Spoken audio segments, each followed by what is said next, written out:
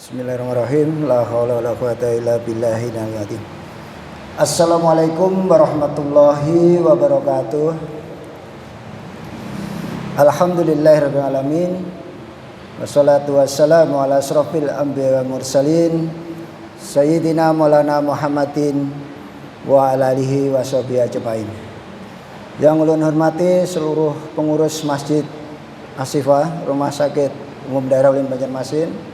Ini ada Pak Hakim ya ketuanya, kemudian kawan-kawan sekretaris ada, kemudian imam masjid kita Mas Taufik ya, Ustadz Taufik, kemudian seluruh jamaah Masjid Asifah yang ulun banggakan dan mudah-mudahan selalu dimuliakan oleh Allah Subhanahu wa taala. Alhamdulillahirabbil alamin. Siang ini kita ketemu kultum Bapak Ibu sekalian ya. 7 menit yang barokah. Mudah-mudahan nggak ngantuk ya. 7 menit aja. Jadi siang ini sesuai dengan yang disampaikan sekretaris tadi ya, Ustadz Lutfi, saya judulnya mungkin mengenai tauhid. 7 menit mudah-mudahan setelah keluar dari masjid ini bisa bermanfaat, barokah. Bapak Ibu sekalian, dasar utama kita beribadah itu memang tauhidnya harus sempurna. Itu yang paling penting. Semua nabi diutus oleh Allah itu untuk menegakkan kalimat tauhid. Kalimat la ilaha illallah itu merupakan kalimat yang super sakti ya. Tidak ada bandingannya. Kenapa? Bayangkan Allah menciptakan surga dan neraka itu salah satunya ya karena la ilaha illallah. Siapa yang melawan atau tidak percaya atau tidak mengaku ya la ilaha illallah, maka jatahnya mesti neraka. Dan Allah menciptakan surga ya karena kita yakin betul secara sempurna meyakini la ilaha illallah, tidak ada Tuhan selain Allah. Semua yang kita lakukan kalau tidak didasari itu di hadapan Allah tidak ada gunanya. Sebagai contoh gini Bapak Sekalian. Mungkin hari ini kita di depan kita ada celengan ya. Kita ada yang 100.000, ada yang 200.000. Itu kan tapi karena ada keimanan, insya Allah akan dicatat oleh Allah kalau kita benar-benar ikhlas, itu luar biasa. Tetapi bandingkan banyak orang-orang yang di luar kita yang tidak percaya sama la ilaha illallah, artinya bukan seorang muslim ya, beliau orang-orang ini kafir, tidak ada harganya di mata Allah. Meskipun dia nyumbang Palestina 100 miliar, kan ada juga ya pesohor-pesohor dunia itu nyumbang Palestina, tapi dia nggak Islam. Itu di mata Allah tidak ada balasannya sama kali di akhirat. Nah, salah satu yang penting hari ini saya ungkapkan bahwa tauhid itu secara martabat sebenarnya dibagi 3, Bapak sekalian ya. Ini penting karena setelah keluar dari sini menjadi dasar kita betapa hidup ini sebenarnya yang bikin kita was-was, yang bikin kita tidak tenang itu ya kita sendiri. Karena kita tidak yakin dengan jaminan Allah. Bapak Ibu aja, misalkan sini ya, ada yang kenal gubernur, menteri, presiden tuh rasanya tenang gitu ya. Oh, backing saya kuat gitu.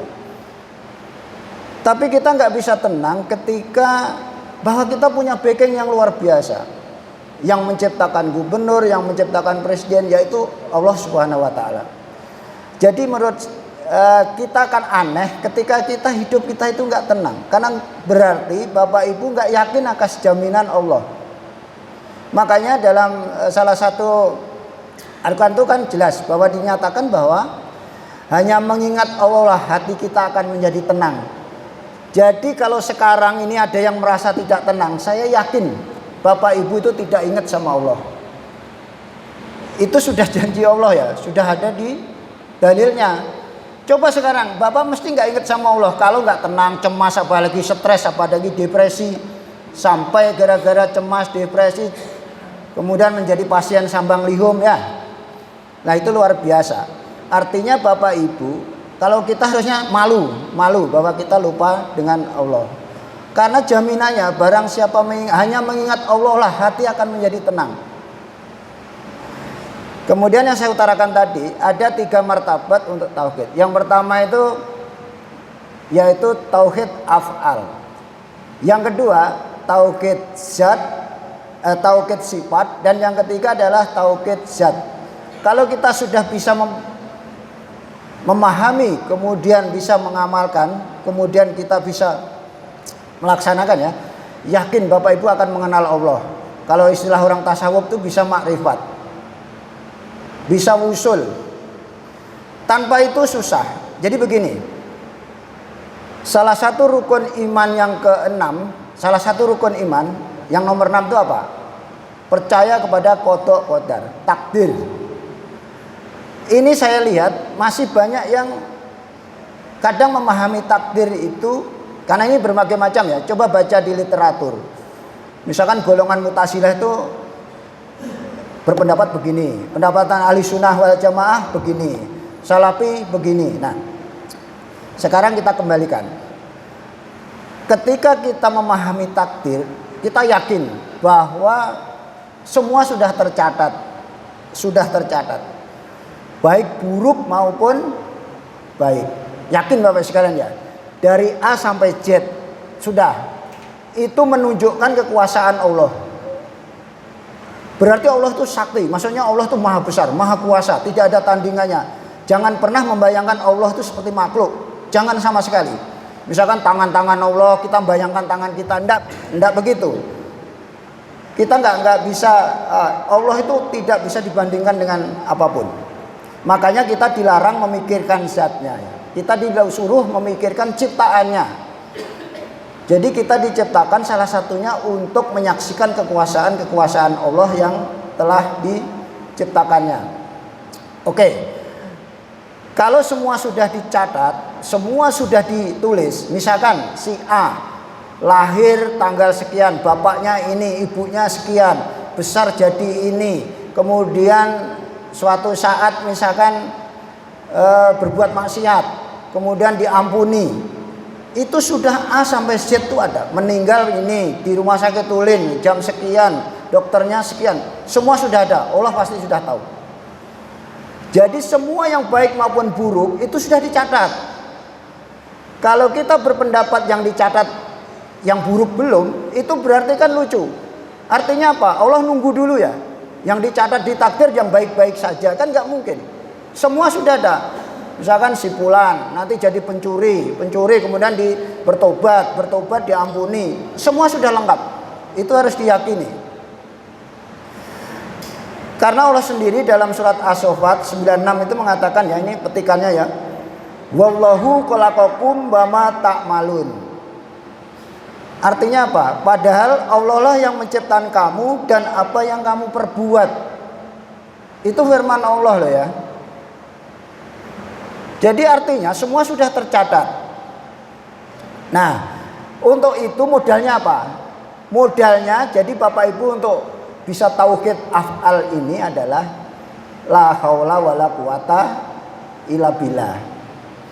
Tidak ada daya dan kekuatan kecuali dari Allah, Bapak sekalian. Saya mau tanya, ketika Bapak mengatakan ini anak saya misalkan, ya, atau misalkan Bapak mengatakan saya bisa ini. Pertanyaan saya, Bapak Ibu bisa begini itu modalnya dari mana? Bisa melukis karena punya tangan. Siapa yang menciptakan tangan? Bisa berdoa. Kenapa Bapak Ibu memilih berdoa? Otak atau akal kita yang menciptakan siapa? Yang paling dasar, ketika kita nggak diberi nyawa, bisalah kita berbuat? Nggak bisa sama sekali.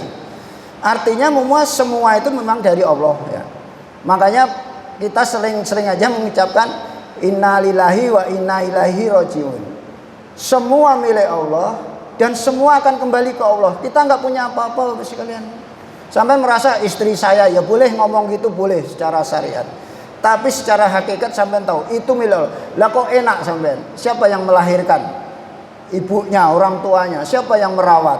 Siapa yang memberi nyawa? Nanti panjang, ujung-ujungnya semua adalah milik Allah. Coba tolong direnungkan itu. Jadi kalau kita sudah tahu bahwa setiap perbuatan itu sudah diciptakan Allah, makanya kita tenang aja. Ada penjahat, ya semua sudah sebenarnya itu sudah kehendak Allah.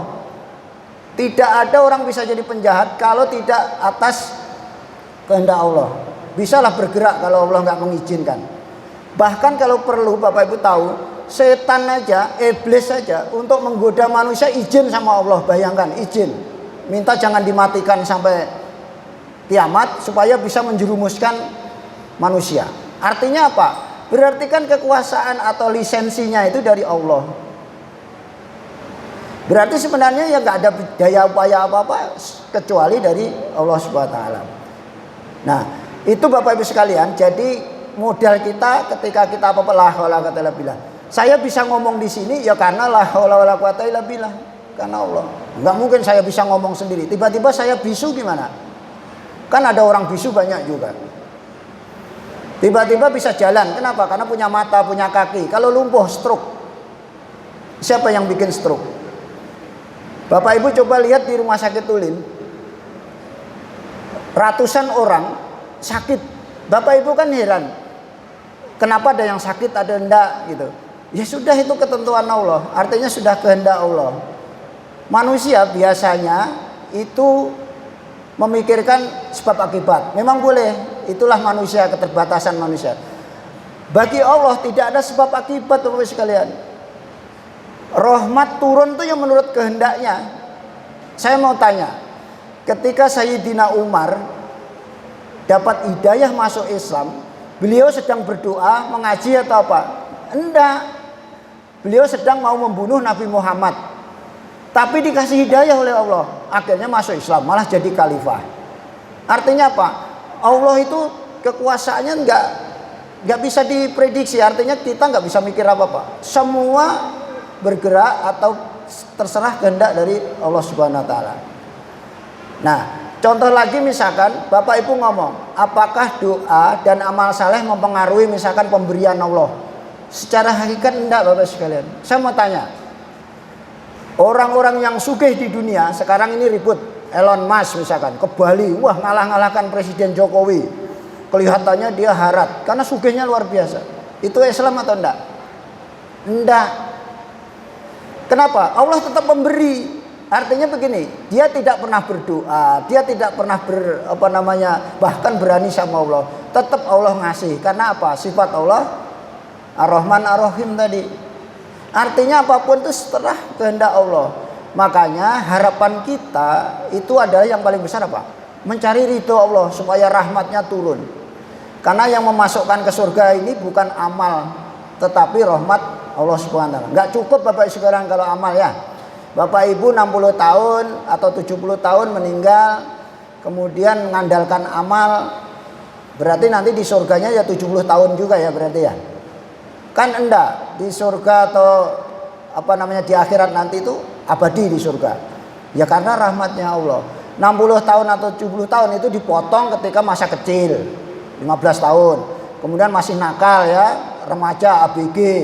Dosanya berapa? Biasanya ibadahnya sudah mulai umur 40, 50 baru agak kenceng kan gitu. Itu pun kalau tobat.